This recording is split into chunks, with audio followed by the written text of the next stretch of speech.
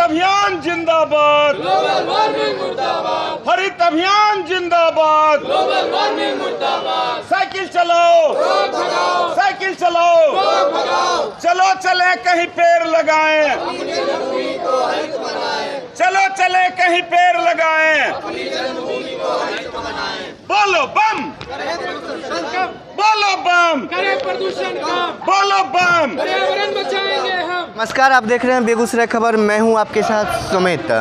बता दें कि 10 अगस्त 2014 से साइकिल यात्रियों का ये जत्था शहर के अलग अलग भूभागों पे जाके वहां पे पर्यावरण संरक्षण के लिए पौधारोपण, स्वच्छता का काम करते आ रही हो, वो भी अपने अपने पॉकेट मनी से, ना कि किसी सरकारी पैसे से। तो आइए हम जानते हैं कि आज ये सभी साइकिल यात्री जो हमेशा साइकिल से निकलते थे, आज पैदल क्यों जा रहे हैं और साथ में कांवड़ क्यों है। लगातार 8 वर्षों से देश के हर युवाओं सहित हमारे देश के जो भी सकारात्मक स्वभाव के लोग हैं, उनको जागृत करने के लिए हमारे बेगूसराय के ये सभी लाल हैं, धरती पुत्र हैं। इनके एज के अनगिनत लोग अभी हम दो हमारे दो के चक्कर में पड़े होंगे, लेकिन ये पूरे 130 करोड़ की आबादी को जगाने के लिए लगातार 8 वर्ष से अपना तन, मन और धन, जी हाँ धन भी, ये हमारे जितने साइकिल मित्र हैं, चाहे जो आज उपस्थित हैं या पूर्व में उपस्थित थे, अपनी कमाई के पैसा से पौधा खरीदते हैं, या कभी ज़रूरतमंद बच्चों के लिए हवाई चप्पल, तो कभी दूध, कभी मच्छरदानी, तो कभी थैला, कभी दवाई, तो कभी मिठाई, कभी खिलौना, तो कभी खेल सामग्री। ये जज्बा है साइकिल यात्रा एक विचार बेगूसराय के इन वीर सपूतों का। आप उनको लाल कहते हैं जो सिर्फ अपनी भलाई सोचते हैं, चाहे वो किसी भी पद पे हों। असली लाल हमारे साइकिल मित्र हैं, चाहे पूर्व के साइकिल मित्र रह चुके हों या आज जो इस यात्रा में शामिल हैं। वास्तविक लाल का मतलब यही हुआ कि जिसको अपनी जन्मभूमि से लगाव हो, जिसको ये पता हो कि सरकारी संपत्ति हम भारतीय के ही पैसों से बना है, इसकी सुरक्षा करना है, इसका संरक्षण करना है, ना कि सरकारी संपत्ति को लूटना है। ये लोग लूटने वाले नहीं हैं, ये सब अपने देश पे लुटाने वाले हैं। साइकिल चलाओ, पेड़ लगाओ। 10 अगस्त 2014 से यही नारा लगा के हमारे ये बेगूसराय के जितने भी युवा हैं, वो एक संदेश देते हैं कि लोकल में आप साइकिल से चलो या पैदल चलो, ताकि प्रदूषण का लेवल कम हो।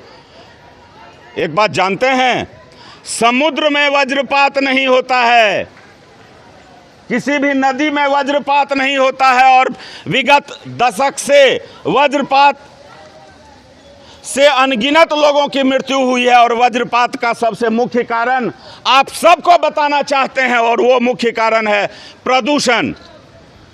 ठनका जो गिरता है ना, जिससे लोगों की मृत्यु होती है, वो जहां प्रदूषण ज़्यादा रहता है वहीं ज़्यादा ठनका गिरता है।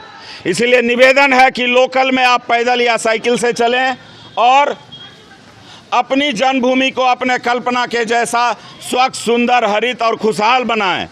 साइकिल यात्रा एक विचार बेगूसराय के हम सभी मित्र एक रिवाज की शुरुआत किए थे कि हर शुभ अवसर पे, चाहे वो जन्म दिवस हो या शादी का वैवाहिक वर्षगांठ हो या किन्हीं का प्रमोशन हो, यानी कोई भी हैप्पी मोमेंट हो, उस पर हमारे सभी मित्र एक रिवाज शुरू किए, उपहार में पौधा भी देने का। अन्य वस्तु भी दीजिए, बट पौधा भी दीजिए। उसका क्या लाभ है कि अगर भाई छोटू जी का मैरिज डे है या हमारे विपिन बाबू का बर्थडे है, इस अवसर पे अगर इनको कोई भी मित्र हमारे कोई मोबाइल दे दें, ज्वेलरी दे दें, कपड़ा दे दें, तो सिर्फ इन दोनों के ही लिए फ़ायदेमंद होगा। जबकि ये पौधा मिलने से ये कहीं ज़मीन पे लगाएंगे, और आप तो जानते हैं जल संरक्षण कौन करता है, पौधा करता है। छाया कौन देता है, पेड़ देता है। पक्षियों का आवास कौन देता है, औषधि कौन देता है, प्राणवायु ऑक्सीजन कौन देता है। हम लोग जो गलती करके प्रदूषण फैलाते हैं, उसको ऑक्सीजन में कौन बदलता है, पेड़ बदलता है। आप लोगों को आश्चर्य लग रहा होगा कि आज ये कांवड़ पे पौधा क्यों है। बोलो बम, बोलो बम, यही मैसेज देने के लिए कि बोलो बम भी बोलिए और प्रदूषण को कम भी कीजिए। साइकिल यात्रा एक विचार बेगूसराय के हम सभी मित्र अब कुछ देर में यहाँ से यात्रा प्रारंभ कर हम लोग जाएंगे स्थानीय स्वामी विवेकानंद चौक स्थित फल मंडी के पश्चिम साइड जेके उच्च विद्यालय के प्रांगण में। हम लोग वहाँ आज कुल 20 पौधारोपण करेंगे। हर संडे को हम लोग ऐसा करते हैं। आप लोगों से भी निवेदन है कि आप लोग भी अपने अपने एरिया के सार्वजनिक जगह, हर एरिया में 5 सार्वजनिक जगह होता है, नदी, तालाब, school, college, hospital, police station, वैसे जगहों पे जाएं, सड़क किनारे जाएं और जाके वहाँ लोगों को समझाएं कि मनुष्य हैं तो मनुष्यता दिखाइए। कचरा को सड़क पर मत फेंकिए। सड़क यात्रा करने के लिए बनाया गया है। कचरा के लिए सिर्फ डस्टबिन है। डस्टबिन का मतलब समझाइए। और कभी कभी हम लोग स्कूल कॉलेज कैंपस में भी जाते हैं और बड़ा मन उदास होता है कि वहाँ के जितने भी शिक्षकगण हैं उनको सम्मान के साथ यही कहेंगे, सर आप तो कम से कम स्वच्छ रहिए। आपका कॉलेज और स्कूल कैंपस क्यों गंदा रहता है? आप एक संस्कार की फैक्ट्री चलाते हैं। संस्कार की फैक्ट्री से निकलने वाले हमारे देश के युवाओं को जैसा आप व्यवहारिक रूप में सिखाएंगे वैसा ही वो लोग करेंगे।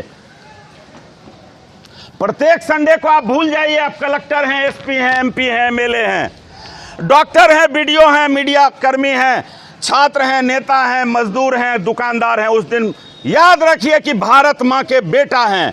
हमारे पूर्वज, हमारे पूरे देश के जितने भी आप सभी लोग यहाँ हैं, सबके पूर्वजों ने बहुत सारी यातनाएं सहकर इस देश को अंग्रेजों के गुलामी से मुक्ति दिलाई थी। उन लोगों ने कल्पना किया था कि हमारा देश सोने के चिड़िया के जैसा होगा, लेकिन दुर्भाग्य से अब तक सिर्फ ये कचरा का ढेर बन के रहा है। हर आदमी सरकारी संपत्ति को लूटने में लगे हैं। इजराइल जापान का आदमी यहाँ कचरा फैलाने नहीं आता है।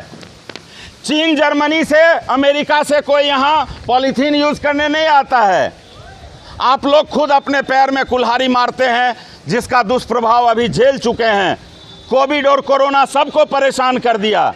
हर आदमी पढ़े हैं, अरबों रुपया खर्च होता है हर साल हर विद्यालय में। अरे भाई, पढ़ाई से ज़्यादा ज़रूरी है उसको व्यवहार में लाइए। साइकिल यात्रा एक विचार बेगूसराय के हम सभी मित्र भी खाते हैं चॉकलेट, जाते हैं एटीएम में मिलता है वहाँ से भी रैपर। हम लोग भी दवाई का रैपर यूज़ करते हैं, लेकिन मजाल है हमारे किसी मित्र का कि वो सड़क पे फेंक दें। डस्टबिन नहीं मिलता है तो बहाना नहीं बनाते हैं, अपने पॉकेट में रखते हैं और जहाँ मिलता है डस्टबिन उसमें डालते हैं। पढ़ाई का वास्तविक मतलब ये हुआ, पढ़ाई का मतलब ये नहीं हुआ कि ब्रांडेड कपड़ा पहन लिए और 2-4 लाइन अंग्रेजी बोल लिए, तो वो पढ़ाई का मतलब नहीं है। पढ़ाई का मतलब है कि हम कैसे सुखी और स्वस्थ और हैप्पी लाइफ जी सकते हैं। तो चलिए हमारे साथ आज बोलो बम, करें प्रदूषण कम, बोलो बम, पर्यावरण बचाएंगे हम।